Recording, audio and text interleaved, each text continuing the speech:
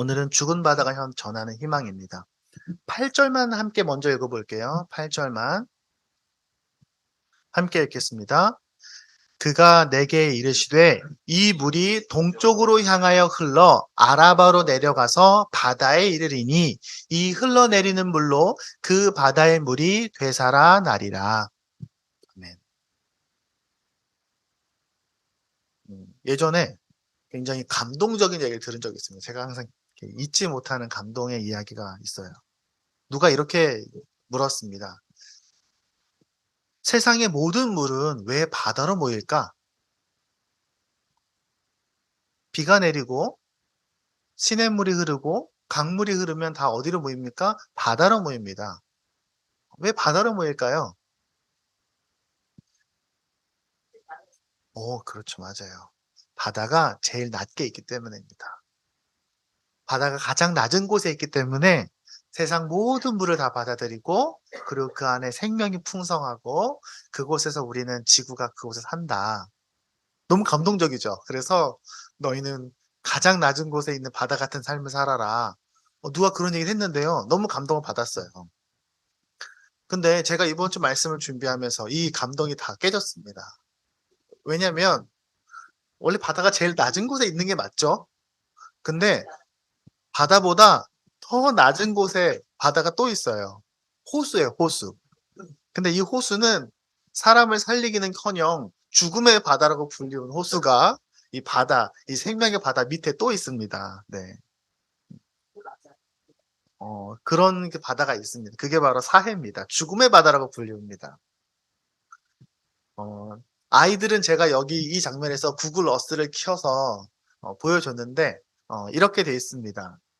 어 보이시나요? 우리나라가 여기 있죠? 여기 일본 있고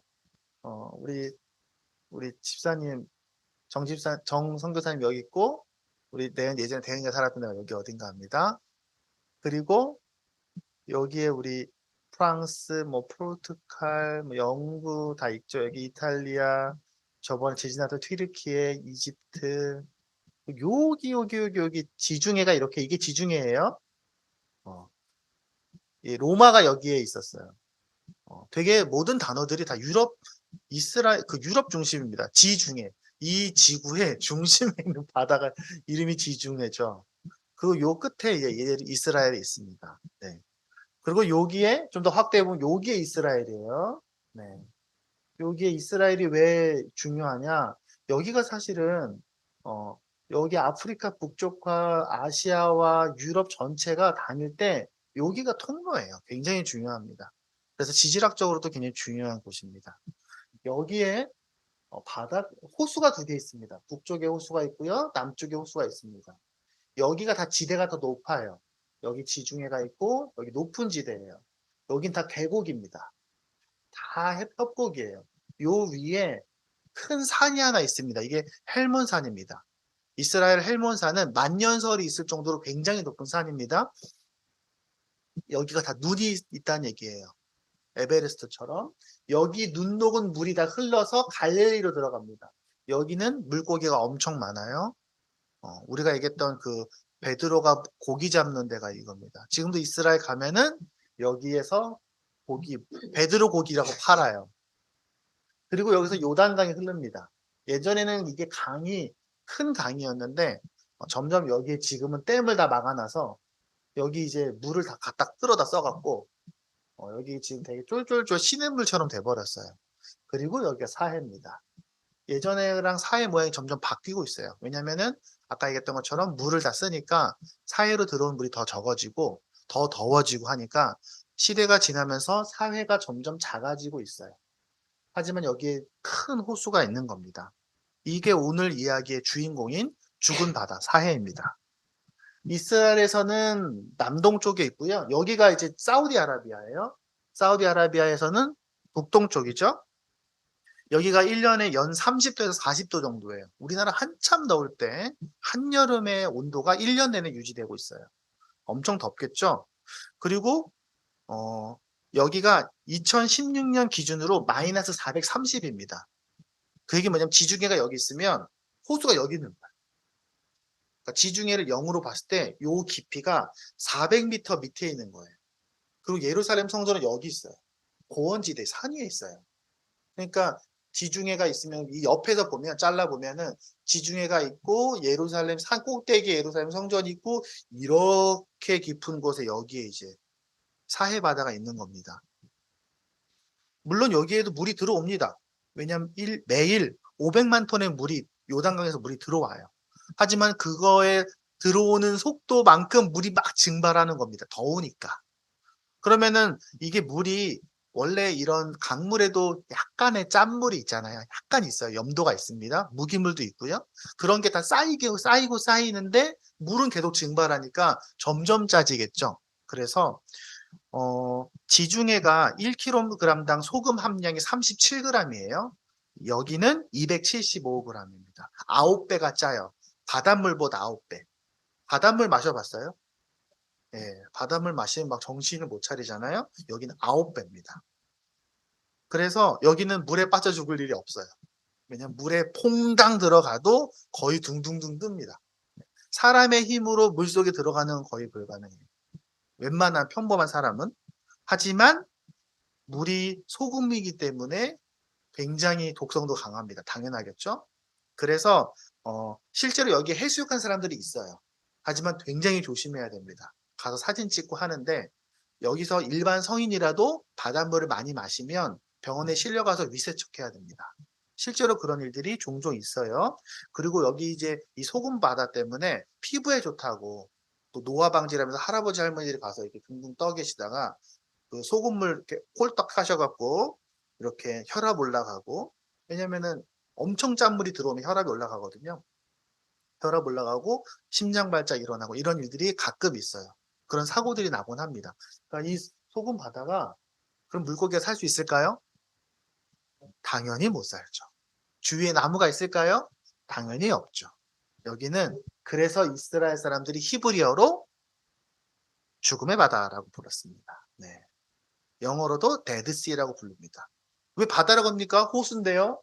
이스라엘 말에는 바다라는 단어가 따로 있지 않아요. 히브리어 자체가 물이 많으면 그냥 다 바다예요.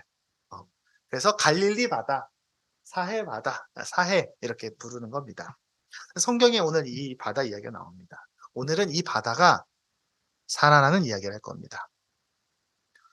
8절만 한번 다시 한번 읽어볼까요? 제가 이게 왜 안 넘어가냐? 자, 8절만 지금 제가 얘기했던 것처럼 이렇게 사해가 한쪽을 찍으면 이게 다 소금이에요. 소금이 모여있는 데가 이렇게 소금이 있습니다. 지금은 여기가 굉장히 인기가 많아요. 왜냐면 이 소금이 엄청 몸에 좋다고 약으로 팔고 뭐 계속 요 근처에 이렇게 공장도 있고 해요. 근데 지금 소금이 사해가 점점 더 빠르게 줄어들어서 이스라엘하고 지금 요르단 이쪽에서 굉장히 큰 문제가 되고 있어요. 그래서 지금 사람들은 어디냐? 홍해에서 여기 밑에가 홍해가 있거든요. 여기 홍해에서 관을 뚫어갖고 여기다 이제 물을 계속 집어넣으려고 계속 사업하고 있어서 원래 이스라엘하고 요르단하고 사이가 안 좋은데 이것 때문에 요즘에 굉장히 친하게 잘 지내고 있습니다. 자, 오늘 이야기는 지난주에 우리가 어떤 환상 얘기했죠? 마른 뼈가 살아나는 이야기 환상을 했습니다. 이스라엘 백성들이 원래 하나님을 잘 믿고 열심히 잘 살다가 점점점 하나님을 안 믿게 됐어요. 제가 항상 얘기하는 것처럼 이스라엘이 하나님을 안 믿어서 하나님이 혼냈다 이렇게 생각하면 조금 어렵고 그보다는 이스라엘이 하나님을 거부한 거예요. 그렇다 보니까 이스라엘은 원래 하나님이 없이는 살 수 없는 나라인데 하나님을 거부하니까 당연히 외세 침략을 받았고 무너졌고 성전도 다 파괴되고 민족들은 다 흩어지고 포로로 끌려가고 난리가 났습니다. 그때의 하나님께서 에스겔에게 몇 가지 환상을 보여주셨는데 유명한 게 두 가지인 거예요. 마른 뼈가 살아나는 환상이랑 죽은 바다가 살아나는 성전에서 물이 나와서 죽은 바다가 살아나는 환상 두 가지입니다. 오늘은 그 두 번째 환상에 대한 이야기일 겁니다. 이게 무슨 내용인가 한번 보도록 하겠습니다.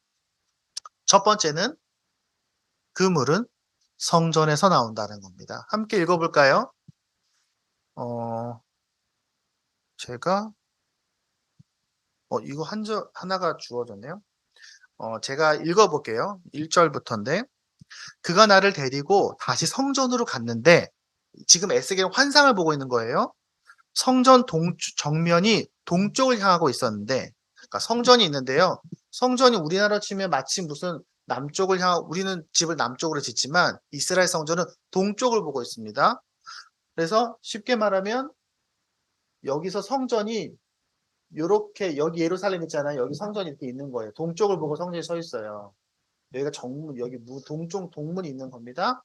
여기서 문지방 밑에서 물이 흐르는 거예요. 지금 우리로 치면 부실공사죠. 요즘에 부실공사 말이 많은데 이스라엘 성전에서 보좌에서 물이 나오는 거예요. 물이 나와서 이스라엘 그 문의 문지방으로 물이 쫄쫄쫄쫄 흘러가고 있는 거예요. 그럼 이거 원래 이렇게 배수 공사를 하던가 해야 되는데 이 물이 점점 동쪽으로 흘러서 남쪽으로 흘러가는 거예요. 여기서 예루살렘에서 이렇게. 제가 얘기했죠? 여기는 해발이 높아요. 몇백 미터예요. 여기는 마이너스 400이에요. 그러니까 여기 높이가 거의 한 8, 900 정도 됩니다. 그러면 이 물이 확 내려가겠죠. 근데 물이 점점 내려가면서 또 그가 나를 데리고 북쪽 문을 지나서 바깥으로 나와서 담을 돌아서 문에 이르렀는데 그 물이 동쪽 문의 오른쪽에서 솟아나오고 있었다. 여기서 물이 콸콸콸콸 점점 흘러나오고 있는 겁니다. 네. 제가 얘기했던 것처럼 에스겔서는요. 에스겔서 자체가 앞에는 경고와 심판, 뒤에는 회복과 소망 이렇게 써 있습니다. 그러니까 앞에는 하나님이 너희 그렇게 하면 안 돼. 그렇게 하면 너희는 망할 거야. 이렇게 써 있고요. 뒤에는 하지만 하나님이 그래도 너희를 도와주실 거야. 라는 얘기가 뒤에 있습니다. 그러면 이 도와주실 거야 라는 얘기의 앞부분에 있는 게 마른 뼈 이야기예요. 그럼 마른 뼈 이야기가 끝나고 무슨 얘기가 있냐? 여기에 환상 속에서 성전 짓는 이야기가 나와요. 그러니까 에스겔의 환상 속에서 하나님이 성전을 다시 만들어서 다시 새롭게 만드는 이거를 환상으로 보여주세요. 에스겔의 성전이. 그리고 나서 이 성전을 다 만들고 나니까 물이 새는 거예요. 건축을 다 했는데 그 건물에서 물이 새는 거죠. 우리로 치면 큰 문제인데 여기서는 아니에요. 이 성전에서 물이 흘러나와서 사해로 가는 겁니다. 하나님은 마른 뼈와 같이 죽은 바다 같은 이스라엘을 회복시키려고 하십니다. 이 사해 바다가 죽은 바다가 마치 이스라엘 같은 거예요. 그 희망의 물이 어디 나옵니까? 성전에서 나온다는 겁니다. 그렇다면 우리에게 이 질문이 중요합니다. 성전이 어딘가? 그러면 성전이 여기가 성전인가요? 그럼 우리 지금 농담처럼 말했던 것처럼 예루살렘 가야 됩니까? 예루살렘 가서 그 성전에 가서 물이 나오는 것을 봐야 됩니까? 근데 문제는 뭔지 아세요? 거기엔 지금 성전이 없어요. 왜 없습니까? 지금 있었던 이 이스라엘 성전이 다시 세우지만 또 무너집니다. 그리고 나서 헤롯 성전을 짓지만 또 무너져요. 그리고 다시는 그 자리에 성전을 짓지 못해요. 그리고 어떤 일이 벌어집니까? 무슬림 사람들이 와서 그곳을 점령하고 거기에 예루살렘 있던 그 자리에 벽 하나만 남기고 전부 다 무너뜨리고 거기에 무슬림 사원을 세웠어요. 그리고 말합니다. 마호메트가 거기에 재림할 거야 이렇게 얘기합니다. 그래서 지금 거기가 굉장히 핫한 곳인 겁니다. 그러니까 우리가 지금 예루살렘에 가도 예루살렘 성전을 볼 수 없어요. 벽 하나만 남아있어요. 그 벽 하나를 우리는 이렇게 부릅니다. 통곡의 벽이다 이렇게 부릅니다. 왜냐면 거기에 랍비들하고 성지순례한 사람들이 와서 거기서 막 기도하면서 막 울거든요. 그래서 거기 통곡의 벽이라고 불러요. 다시 말하면은 이 예루살렘 성전은 결국엔 무너집니다. 다시 세우지만 또 무너져요. 네. 그러면은 하나님, 그러면은 성전이 이렇게 다 무너져 버리면 이거 하나님 이루어질 수 없는 일입니까? 아니에요. 우리는 알고 있습니다. 뭘 알고 있습니까? 이 성전이 결국에는 예수 그리스도에서 완성된다는 것을 알고 있습니다. 예수님이 성전이다라고 우리는 배웠어요. 왜냐하면 성전이 뭡니까? 성전은 우리가 하나님을 만나는 곳이 성전이에요. 근데 눈에 보이는 성전은 무너졌지만 우리는 누구를 통해서 하나님을 만나요? 예수님을 통해서 만나요. 그래서 예수님 자체가 성전이에요. 하지만 예수님은 십자가 못 박혀 돌아가셨고 승천하셨지 눈에 보이지 않잖아요. 그러면 지금은 어디가 성전입니까? 여기가 성전입니까? 멋지게 세운 건물이 성전입니까? 아니라고 우리는 배웠죠. 누가 성전입니까? 우리가 성전입니다. 우리가 성전이라고요.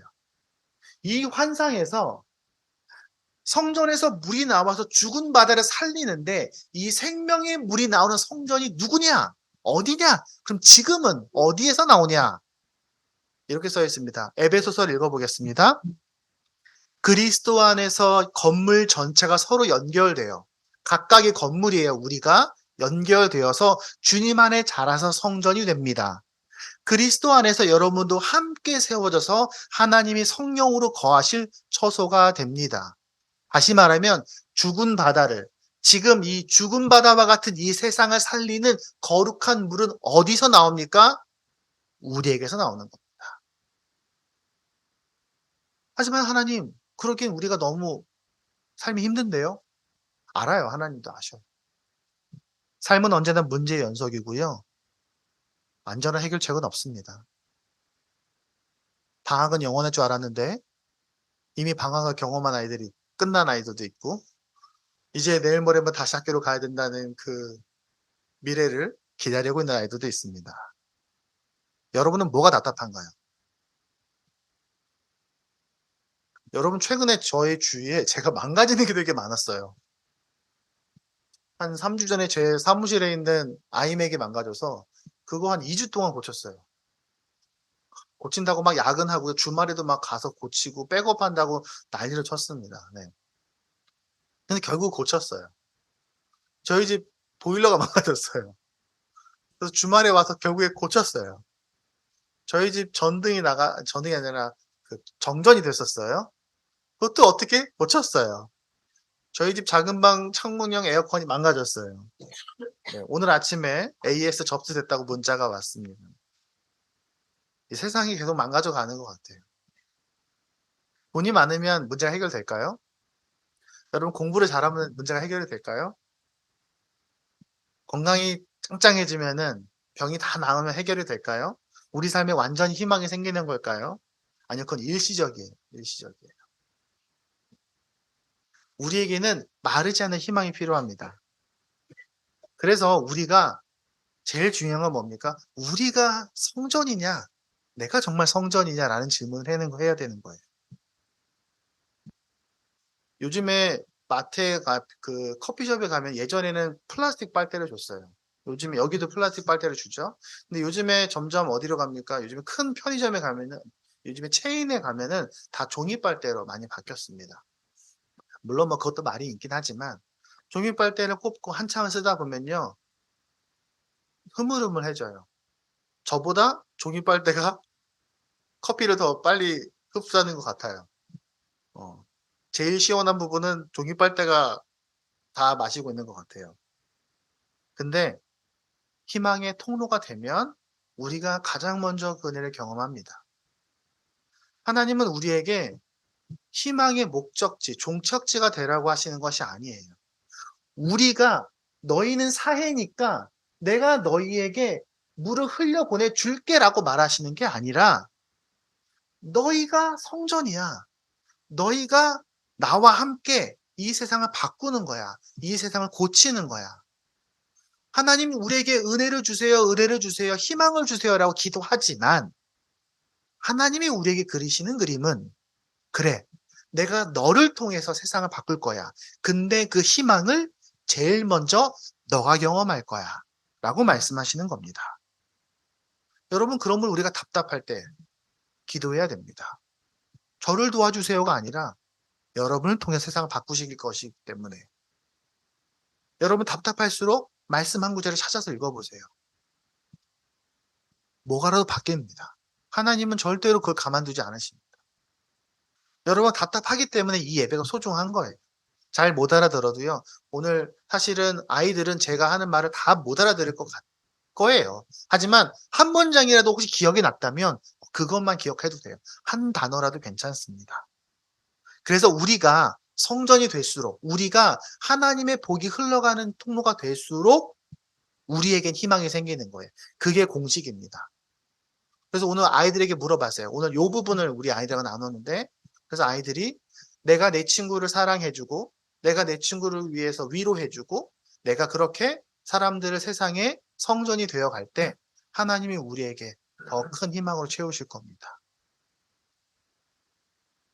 그다음 두 번째, 그 물은 점점 불어난다는 겁니다. 같이 읽어볼까요? 이 3절부터 제가 읽어보겠습니다. 같이 읽어볼게요. 그가 줄자를 가지고 동쪽으로 재면서 가다가 아까 제가 기억나시죠? 성전이 있고 여기 사이가 있으니까 물이 이렇게 흐르는 거예요. 쉽게 말하면. 그러니까 동쪽으로 재면서 가다가 천자 된다. 천자는 이 규비스 말하는 거예요. 한 400m 정도 생각하면 돼요. 몇백 미터 가다가 재보는 거예요. 처음엔 쫄쫄쫄 물이 나왔어요. 마치 물이 이렇게 어디서 물이 새는 것처럼 방울방울 물이 조금 나오다가 얘가 점점점 많아져요. 가면 갈수록.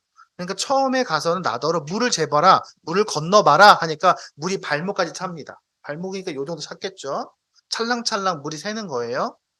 그래서 또 그만 몇백 미터 가다가 나더러 물을 또 건너보라 하니까 또 건너보니 이번에 무릎까지 찼어요. 처음에는 발빠르게 찰랑찰랑 하다가 발목을 채우다가 무릎까지 왔습니다. 또 재면서 가다가 천자가 되는 곳에 이르러 나보고 물을 또 건너봐라 하니까 허리가 찹니다. 점점 많아지는 거예요. 발바닥, 발목, 무릎, 허리입니다. 5절입니다. 그가 또 재면서 가다가 천자 되는 곳에 이르러 거기서는 물이 내가 건널 수 없는 강이 되었다. 물이 불어서 헤엄을 쳐서나 건널까 걸어서는 건널 수 없는 물은 아니었다. 그가 나에게 말하였다. 사람아, 내가 이것을 자세히 보았느냐? 그런 다음에 그가 나를 강가로 다시 올라오게 하였다. 물은 점점 불어납니다. 처음에는 컨트롤할 수만큼 아주 적습니다. 하지만 나중에는 사람의 능력을 뛰어넘을 수만큼 커지는 겁니다. 희망의 노력은, 하나님의 그런 희망의 노력은 아주 작은 데서 시작합니다. 처음부터 강물로 흘러보내라는 게 아닙니다. 여러분, 하나님께서 여러분에게 바라시는 시작은 아주 작은 물줄기입니다. 제가 최근에 열심히 읽었던 책 중에 이런 책이 있습니다. 니콜러스 크리스테키스, 이름이 정말 어렵죠? 그 다음 제임스 파울러가 했던 책입니다. 영어 제목은 Connected예요. 제목은 행복은 전염된다라는 책입니다. 최영 목사님이 이 책을 저에게 선물해 주시면서 작년 생일 선물을 주셨던 것 같아요. 이 책을 읽으면서 정말 빨간색으로 이렇게 두꺼운 책입니다. 그 이렇게 두꺼운 그 책에 온통 무슨 얘기가 있냐? 영어로는 이렇게 되어 있어요. 설명이에요. 인간의 관계망과 사회의 관계망에 대한 책입니다. 이 두 사람이 어떤 책을, 왜 이 책을 쓰냐? 1971년부터 2003년까지 12,067명을 각각의 연구를 추적합니다. 굉장히 대규모의 연구입니다. 그러면서 그들이 행복의 생성과 확산을 연구했습니다. 그래서 그들이 거기서 밝혀낸 것으로는 3단계 영향의 법칙을 도출해냅니다. 유명한 사회학적인 책이더라고요. 이건 무슨 말이냐? 내 친구가 1단계예요. 내 친구의 친구가 2단계입니다. 내 친구의 친구의 친구가 3단계입니다. 그런데 이게 3단계까지는 거의 직접 영향을 받더라는 겁니다. 그래서 우리 또한 서로에게 영향을 주고 영향을 받더라라는 거죠. 여기에는 부정적인 것도 있고 긍정적인 사례들도 있습니다. 어떤 사람의 한 사람의 그 슬픔이 옆 사람에게 전달되는 것들을 통계학적으로 보기도 하고 한 사람의 긍정적인 행동이 영향을 주는 것으로도 봅니다. 이렇게 두꺼운 그 책 온통 그런 사례들과 그런 분석 자료들이 가득하게 있습니다. 그래서 그런 내 삶의 사회 네트워크가 개인의 생활, 건강, 정서, 정치적 성향, 종교, 문화, 취미 활동 이런 거에 영향을 준다는 거예요. 다시 말하면 우리는 그렇게 세상 속에서 영향을 주고 영향을 받고 있습니다. 우리도 모르는 사이에. 그래서 이 책에는 그런 그 변화의 내용들이 가득히 나옵니다. 여러분, 내가 이 책을 읽으면서, 이 오늘 본문을 읽으면서, 이 말씀이 떠올랐습니다. 오늘 말씀이에요. 하나님의 영향은 처음부터 거대한 것을 말하는 것이 아닙니다. 하나님은 언제나 우리 보고 얘들아 너희가 지금 당장 세상을 바꿔라고 말하지 않습니다. 하나님은 우리에게 내가 너에게 맡겨준 너가 할 수 있는 아주 작은 그 하나를 시작하라고 말씀하십니다. 문지방 아래에서 물이 쫄쫄쫄 흐르는 정도에서 시작합니다. 그 정도의 물은요, 우리가 사실은 그냥 열심히 물로 어디서 수도에서 퍼날라도 되는 정도의 물이에요. 충분히 할 수 있는 일입니다. 그런데 그것이 발목이 잠길 정도의 물이 되고요. 그리고 무릎, 허리, 그리고 세상을 가득히 채웁니다. 지금 세상의 기독교 얼마나 많습니까? 몇 명이 시작했습니까? 12명에서 시작했습니다. 하나님은 12명 시작해서 지금 전 세계를 채우고 있습니다. 네. 물론 뭐 교단과 교파는 많이 다를 수 있지만 전 세계 약 3분의 1 정도가 기독교라고 봅니다. 여러분에게 대단한 걸 하라는 게 아닙니다. 성경은요. 하지만 너희에게 주어진 그 한 사람, 그 사람을 사랑하는 것, 진심으로 대하는 것, 그리고 여러분이 책임감을 갖고 무언가 작은 것을 하는 것, 그 작은 헌신으로 하나님은 산을 만드실 겁니다. 우리 때 되게 유명했던 말 중에 우공이산이라는 말이 있었습니다. 한 사람이 산을 옮긴다는 얘기입니다. 그러므로 우리의 작은 행동은 그게 끝이 아닙니다. 내가 이렇게 조금 정직하다고 해서, 내가 이렇게 조금 이 사람 더 챙긴다고 해서 이게 무슨 일일까? 아니요. 하나님은 여러분의 바로 그것을 사용하십니다. 여러분의 아주 작은 선한 행동을 사용하십니다. 그 작은 사랑, 작은 헌신, 작은 노력을 하나님께서는 재료로 사용하신다고요. 우리의 삶 속에서 매일매일 하나님이 사용하실 그 재료들을 계속해서 잔뜩 드리는 우리가 되었으면 좋겠습니다. 여러분이 여러분의 가족들에게, 친구들에게 하는 그 말 한마디 한마디, 여러분 짓는 그 표정 하나, 여러분 하는 그 작은 헌신, 그것이 이 아까 처음 얘기했던 이 예루살렘에 나오는 그 작은 물줄기입니다. 하지만 그 작은 물줄기가 꼭 200km짜리 사해를 바꿀 수 있다라고 하나님이 에스겔을 통해서 말씀하셨고, 그것이 지금 우리에게 말씀하시는 겁니다. 자, 그럼 세 번째 챕터. 그래서 그 물이 점점 불어나서 어떻게 되느냐. 읽어보겠습니다. 내가 돌아올 때는 보니 이미 강의 양쪽 언덕에 많은 나무가 있었다. 지금 이 에스겔의 환상 속에서 이 강물을 따라가다 보니까 어느새 강 양쪽에 나무가 많은 겁니다. 제가 처음에 얘기했죠. 우리 예전에 봤습니다. 이스라엘의 북쪽에 나무가 많아요. 남쪽에는 다 광야고요. 나무가 거의 없습니다. 근데 이 시냇물의 양쪽에 나무가 쫙 깔려 있는 겁니다. 마치 우리 예전에 생각합니까? 시편 1편에 시냇가에 심겨진 나무에 대한 얘기를 했던 것처럼 나무가 쭉 있는 겁니다. 그러고 나서 이 하나님의 영 천사가 말해줍니다. 이 물은 동쪽으로 흘러나가서 아라바로 내려갔다가, 아라바가 이제 그 사해입니다. 아라바로 내려갔다가 바다로 들어갈 거다. 이 물이 흘러가면 죽은 물이 살아날 것이다. 이 강물이 흘러가는 모든 곳에 온갖 생물이 번성하며 살게 될 것이다. 이 물이 사해로 흘러가면 그 물도 깨끗하게 고쳐질 것이므로 그곳에도 아주 많은 물고기가 살게 될 것이다. 강물이 흘러가는 곳이면 어디서나 모든 것이 살 것이다. 그때는 어부들이 고기를 잡느라고 강가에 늘 늘어설 것이다. 어부들이 엔디게에서부터 에메글라임에 이르기까지 어디에서나 그물을 칠 것이다. 여기 지금 사해를 말하는 거예요. 소금바다. 물고기의 종류도 지중해에 사는 물고기의 종류와 똑같이 아주 많아질 것이다. 그러나 사해의 진펄과 개펄은 깨끗하게 고쳐지지 않고 계속 소금에 절여 있을 것이다. 참고로 이 11절은 조금 논의가 있어요. 아직도 신학자들의 차이가 있어요. 이것이 이 사해의 진펄, 개펄, 왜냐면 이스라엘에서 제가 예전에 얘기했죠. 너희는 세상의 소금이다라고 말할 때 소금이 이스라엘에서 예배의 중요한 핵심 재료입니다. 그러므로 이게 하나님께서 남겨두신 어떤 무언가냐라고 말하는 해석도 있고, 하지만 세상에는 전부 다 깨끗해지는 건 아니야 라는 얘기도 있습니다. 이거는 이제 조금 신학자들마다 해석의 차이가 있어요.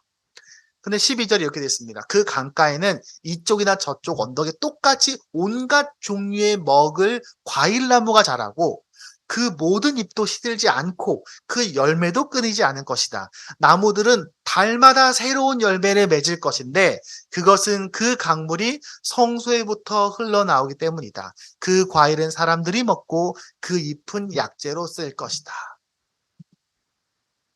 자, 기억나십니까? 처음에 읽었던 요한계시록 말씀. 네. 자, 그 물이 죽은 바다를 살릴 거야 라고 절망한 이스라엘 백성들에게 하나님이 에스겔을 통해서 보여주신 이 환상은 1차적으로는 그 시대에 대한 메시지이고 2차적으로는 예수 그리스도의 십자가와 부활에 대한 이야기이고 3차적으로는 제가 처음에 얘기했던 처음 우리가 예배 시작할 때 읽었던 요한계시록 마지막 날에 하나님의 완전한 회복에 대한 이야기이지만 그것이 끝이 아니라 지금 우리 삶에도 의미 있는 말씀입니다. 죽은 바다에 물이 유입이 됩니다. 아까 봤던 것처럼 이 사해에 성전에서 물이 나와서 흘러서 들어갑니다. 근데 그 물은 원래 그 바다가 잃어버린 거죠. 원래 깨끗했었는데 원래 사해가 처음 만들어질 때는 그렇지 않았겠죠. 그런데 그 바다가 다시 살아나면요. 물고기가 돌아와서 어부들이 생계를 이어가고요. 나무들이 자라나서 열매와 잎으로 먹을 것과 약재로 쓰입니다. 바다도 살리지만 그 바다를 통해서 또 무언가가 살아나는 겁니다. 이 살아남이 계속 연쇄적으로 반응하는 겁니다. 다시 말해서 살리고 고치는 겁니다. 그런데 우리가 여기서 기억할 것은 바다가 살아나는 이 말씀. 이 말씀을 읽으면서 어떤 사람은 이렇게 기도합니다. 하나님 맞습니다, 주님. 이 말씀처럼 우리도 사랑하게 해 주십시오. 이 말씀처럼 우리도 사업이 잘 되고 우리가 좀 부자가 좀 돈도 좀 많이 벌고 우리도 좀 유명해지고 좀 높은 사람 되고 이렇게 바다가 살아나는 것처럼. 그래서 목사님들이 이렇게 축복합니다. 여러분, 하나님께서 여러분을 사해 같은 여러분의 삶을 풍요로운 바다로 만드실 겁니다. 근데 이 이야기의 핵심은 이게 아니에요. 우리는 지금 이 바다에 있는 것이 아닙니다. 1차적으로 우리는 성전에 있는 겁니다. 이 기적의 핵심은 뭡니까? 성전에서 나오는 물이 죽은 바다를 살린다는 겁니다. 지난주에 광복절이 있었습니다. 광복절에 뉴스를 이렇게 보다가 션 아시죠? 래퍼, 원래 래퍼입니다. 근데 션이 이제 랩은 안 하고 계속 달리죠? 요즘 열심히 달립니다. 네. 사회복지사가 됐습니다. 네. 그래서, 네. 그리고 우리 소라 지사님이 예전에 함께 달려서 저도 제가 직접 션을 정면에서 찍었던 영광을 누렸는데요. 이번에 8.15 광복절 기념에 82.5km를 뛰었어요. 네.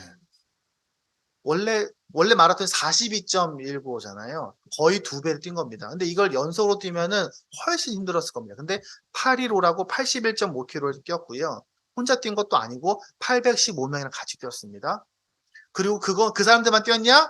그러면은 3km 뛸 사람, 4km 뛸 사람, 7km 뛸 그걸 해서 더 많은 사람이 뛰었고요. 또 이 사람들만 뛴 게 아니라 앱으로 인증해서 자기 동네에서 그렇게 뛰고 인증해서 그걸로 후원하고 했습니다. 그래서 그렇게 뛴 사람들이 있고 그렇게 해서 어, 이 전국에 있는 많은 사람들이 그 일에 참여했습니다. 그래서 그때 모은 8.15 때 모은 기금이 한 15억 정도라고 합니다. 천이 지금까지 기부한 금액이 얼마나 많을까요? 그 사람에게 물어보면 그 사람 인터뷰 엄청 많아요. 그 사람은 항상 얘기합니다. 사람을 살리고 사람을 돕는 것이 얼마나 큰 행복인지 모른다. 나는 사람을 살리기 위해서 일을 한다라고 말합니다. 한 사람의 이 작은 헌신이 얼마나 세상에 영향을 주는지 모릅니다. 어떤 사람들은 자신의 탐욕을 위해서 이 우리나라를 들었다 놨다 하는데 어떤 사람은 한 사람을 살리기 위해서 그렇게 애씁니다. 그 한 사람의 영향력이 물론 우리가 다 션처럼 되기 쉽지 않지만 저는 그 마음만큼은 충분히 우리가 소유할 수 있다고 생각합니다. 그리고 잘 아는 것처럼 션은 굉장히 유명한 또 열심히 활동하는 그리스도인 사역자라고 스스로 생각합니다. 내가 예수 때문에 일을 한다라고 고백합니다. 여러분 혹시 기억나십니까? 우리 지난주에 마른 뼈가 살아나는 환상에 대한 얘기를 했습니다. 그때 우리는 3가지 질문을 했어요. 너 정말 마른 뼈 맞아? 저는 그렇게 힘들지 않아요. 저렇게 엉망이 아니. 저 살 수 있어요. 아니야. 너 마른 뼈야. 너 정말 말씀에 능력이 있다고 믿니? 말씀 자체가 능력이 있다고 믿니? 그리고 마지막 뭡니까? 너 정말로 성령님의 임재를 바라니? 너 정말 하나님 필요하니? 근데 오늘은 똑같은 질문을 우리에게 합니다. 이 이야기가. 첫 번째, 너는 정말 죽은 바다와 같니? 사실은? 하지만 너는 정말 이 물이 바다를 살린다고 믿니? 성전에서 나오는 물이 세상을 바꾼다고 믿니? 그리고 넌 정말 성전에서 나오는 물을 바라니? 세상이 주는 돈과 명예와 권력을 많이 얻어서 살아나는 게 아니라 성전에서 나오는 물이 너를 살린다고 믿니? 이게 사실은 이 두 개의 환상이 같은 질문을 하고 있는 겁니다. 하지만 오늘 본문은 우리에게 네 번째 질문을 던집니다. 너는 정말 사람들을 살리고 싶은가? 너가 정말로 사람들을 살리고 싶냐는 겁니다. 너가 살아나는 거 알고 너만 살아서 너가 다른 사람보다 위에 올라가는 게 아니라 세상을 살리고 싶냐. 지난주에 우리 아이들하고 음악을 듣다가 옛날에 그 교실 이데아를 들었습니다. 서태지와 아이들이 냈던 교실 이데아. 거기에 이런 가사가 나와요. 좀 더 비싼 너로 만들어 주겠어. 네 옆에 앉아 있는 그 애보다 더 비싼 너. 친구들의 머리를 밟고 일어서도록 해. 좀 더 잘난 네가 될 수가 있어. 이렇게 가사가 있어요. 정말 그렇지 않나 세상은? 근데 그게 아니라 우리가 살아나는 것이 목표가 아니라 목적이 아니라 살리고 싶은 게 목적이지. 그래야 너도 살 수 있어. 물론 하나님은요. 우리 없는 곳에서도 일하십니다. 우리가 하지 않아도 하나님은 세상 어딘가에서 계속 사람들을 살리고 계십니다. 바라기는 하나님 우리도 그 일에 끼워 주세요. 저도 하나님이 세상을 살리시는데 저도 사용해 주세요. 라고 말하는 우리가 되면 좋겠습니다. 우리 아이들이 미래에 뭐가 될까요? 모르죠. 하지만 우리 아이들의 기도 제목 안에 그게 있었으면 좋겠습니다. 하나님 제가 뭘 하고 사는지 모르겠지만 하나님이 세상을 살리고 하나님이 세상을 아름답게 하고 사람들에게 희망을 줄 때 저를 좀 써주세요. 저도 하나님 옆에 좀 끼워주세요. 그 기도가 우리 안에 있었으면 좋겠습니다. 그리고 우리 어른들도 죽는 그 순간까지 우리의 작은 그 몸짓 하나에서도 그 마음을 잃어버리지 않았으면 좋겠습니다. 말씀을 맺겠습니다. 이 설교를 준비하면서 저는 17년 전이 떠올랐습니다. 17년 전까지 가야 돼요.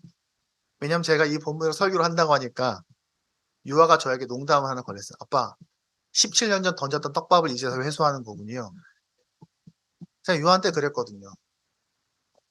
에스겔 47장 말씀으로 네 이름 지었다고. 네, 맞습니다. 유아는 흐를 유에 물하해서 이 말씀을 제가 읽으면서 이름을 지었어요. 근데 제가 정정할 일이 있습니다. 유아가 했던 말이 사실이 아니에요. 저는 유아가 이 말씀 같은 사람이 되라고 이름을 지은 것이 아닙니다. 원래는. 더 중요한 게 있어요. 우리나라에서는 이름을 지을 때, 자녀의 이름을 지을 때 자녀가 그렇게 되라고 이름을 지어요. 우리 아이가 이렇게 되기를 바래. 그래서 너는 돈을 많이 벌어라. 그러면서 그런 이름이 담겨 있는 이름을 짓고 유명해져라. 그러면서 그 유명해지는 걸 이름을 짓습니다. 우리나라에서는 그렇게 이름을 지어요. 보통은. 근데 여러분 혹시 성경에서 이름 짓는 이야기를 보셨습니까? 성경에서 이름을 지을 때는요. 너가 이렇게 되라라고 그 사람의 이름을 짓지 않아요. 성경에서 이름을 지을 때는 부모가 나는 이래. 나는 이렇게 살 거야. 하나님이 나에게 이런 마음을 주셨어라고 말하면서 자녀의 이름을 짓습니다. 이삭의 이름도 그렇게 지었어요. 사무엘, 호세야, 이사야, 요한. 성경에서 이름 짓는 이야기들은 다 누구 이야기입니까? 부모 이야기입니다. 부모의 신앙 고백에서 자녀의 이름을 짓습니다. 다시 말해서 성경에서 자녀의 이름은요. 대부분 부모 자신의 의지인 겁니다. 그래서 성경에서 자녀 이름을 떼어서 지을 때는 부모가 그렇게 살겠다는 의지인 거예요. 저는 제가 그렇게 살기를 바랍니다. 제가 흐르는 물이 되기를 바랍니다. 흐르는 물을 흘려보낸 성전이 되기를 바라겠다라는 그 마음으로 그 이름을 지었습니다. 그래서 지난주로 돌아왔습니다. 이 말씀 준비하면서 돌아보니까 얼마나 회개할 게 많던지 나는 정말 그렇게 사람을 살리는 물을 흘려보내는 하루를 살았는가? 내게 그렇게 많은 기회들을 주셨을 텐데 내가 그 기회들을 붙잡았나? 진짜 흐르는 강물에 이 돼야 되는 사람이 바로 저이고 제가 돼야 우리 아이들도 우리 가족도 우리 교회도 흐르는 강물이 될 거라고 믿습니다. 요한복음 7장 38절에서 예수님께서는 이렇게 말씀하셨습니다. 나를 믿는 사람은 성경이 말한 바와 같이 그 배에서 생수가 강물처럼 흘러나올 것이다. 우리가 희망의 시작임을 믿고 우리의 삶의 그 작은 순간에 사랑으로 헌신하면 하나님은 우리를 통해서 세상을 살리십니다. 그리고 그게 바로 나를 살립니다. 그 위대한 진리를 누리고 경험하는 우리가 되기를 바랍니다. 함께 기도하겠습니다.